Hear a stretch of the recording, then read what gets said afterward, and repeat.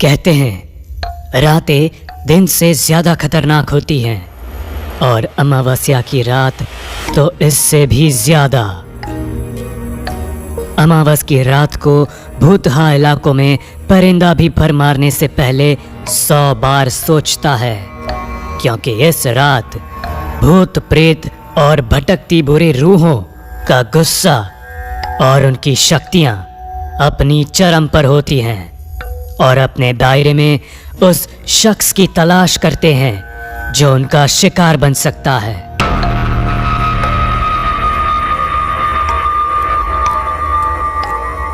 दादाजी, ये भूत वूत कुछ नहीं होता। आप समझिए, अगर मैं कल शाम तक शहर नहीं पहुंचा तो मेरा बॉस मुझे नौकरी से निकाल देगा। देखो बेटा, जॉब तुम्हें दूसरी भी मिल जाएगी, लेकिन जिंदगी नहीं। मैं कहता हूँ आज रात रुक जाओ, क्योंकि आज अमावस्या की रात है और आज भटकती रूहें शिकार करने को पागल होती है। दादाजी, अब आप मुझे गुस्सा होने पर मजबूर मत कीजिए और जाने दीजिए, मुझे कुछ नहीं होगा। संजय की ऑफिस की छुट्टियां खत्म हो गई थी और इसके बावजूद भी वो ऑफिस नहीं पहुंचा था। इस वजह से कल तक उसे शहर किसी भी तरह पहुंचना था। घर वालों के लाख समझाने के बावजूद भी संजय ने किसी की एक ना सुनी और अपना सामान लिए गांव के पुराने कब्रिस्तान के पास बने एक लौते बस स्टैंड की तरफ अकेले ही पैदल चल पड़ा। ना जाने गांव के लोग कितने अंधविश्वासी हैं, पता नहीं क्या क्या कहानियां बनाते हैं। संजय अभी कुछ देर चला ही था कि तभी आसमान में बादल काले पड़ने लगे और तेज हवाएं चलने लगी। ऐसा लग रहा था जैसे ये हवाएं संजय को बार बार किसी खतरे का संकेत दे रही हो। लेकिन अब वो कहते हैं ना, विनाश काले विपरीत बुद्धि। ऐसा ही कुछ संजय के साथ भी होने वाला था। संजय रात के 11 बजे उस भूतिया गांव में अकेला राही था। वो अभी आगे कुछ दूर ही गया था कि तभी उसे ऐसा लगा जैसे उसकी पीठ पर किसी ने हाथ रखा हो। ऐसे महसूस होते ही संजय एकदम से घबरा गया और पीछे पलटते हुए बोला, कौन है?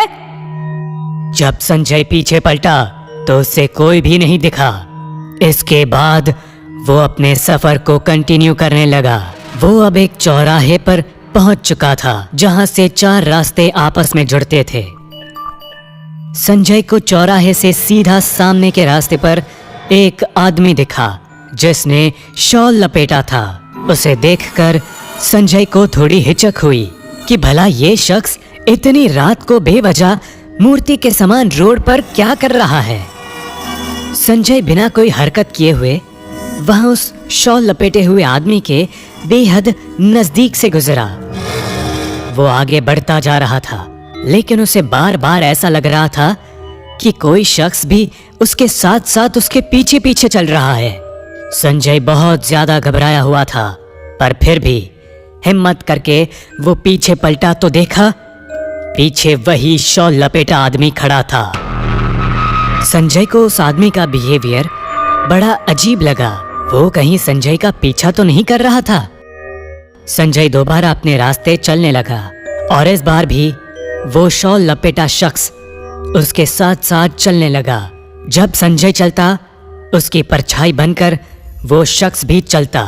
जब संजय रुक जाता तो वो शख्स भी रुक जाता।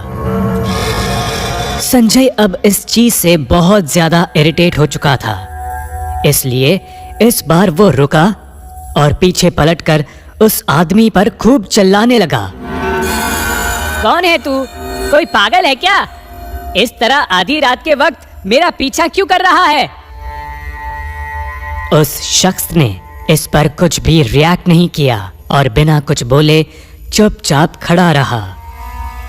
उसका ये रवैया संजय को और गुस्सा दिला रहा था। इसी वजह से संजय ने उसके गले से शॉल को निकाला तो उसको एक जोरदार झटका लगा।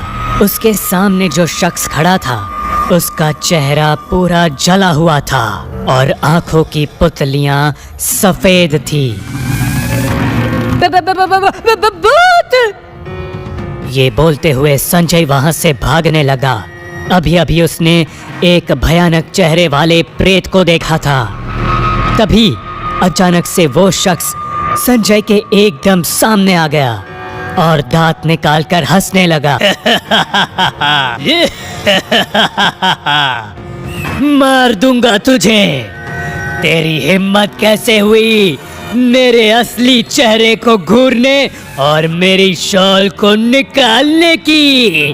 तूने मेरा असली और बदसूरत चेहरा देख लिया है, अब तेरा मरना तय है। मुझे माफ कर दो, मत मारो मुझे, मुझसे गलती हो गई। तुझे पता है ना, आज अमावस्या की रात है। आज की रात जिस पर भी हमारी नजर पड़ती है उसका अस्तित्व यहीं समाप्त हो जाता है। इतना कहते हुए उस प्रेत ने संजय की छाती में अपना हाथ घुसाया और एक झटके में उसका दिल बाहर निकाल लिया, जो अभी भी धड़क रहा था। संजय की आखिरी चीख के साथ गांव का माहौल फिर डरावना और शांत हो गया। अगली सुबह गांव वालों को संजय की लाश सड़क पर पड़ी मिली, जिसमें दिल नहीं था।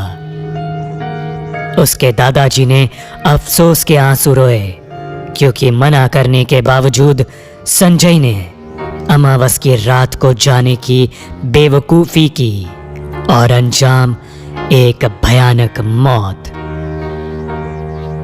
कहते हैं उस गांव में हर अमावस की रात को वो शॉल लपेटे शख्स घूमता है और जो भी राही उसे टहलता दिखता है उसका पीछा करता है और उसे कोई गलती करने पर मजबूर कर देता है। अगर कोई गलती कर देता है तो उसका अंजाम एक झटके में वही होता है जो संजय का हुआ।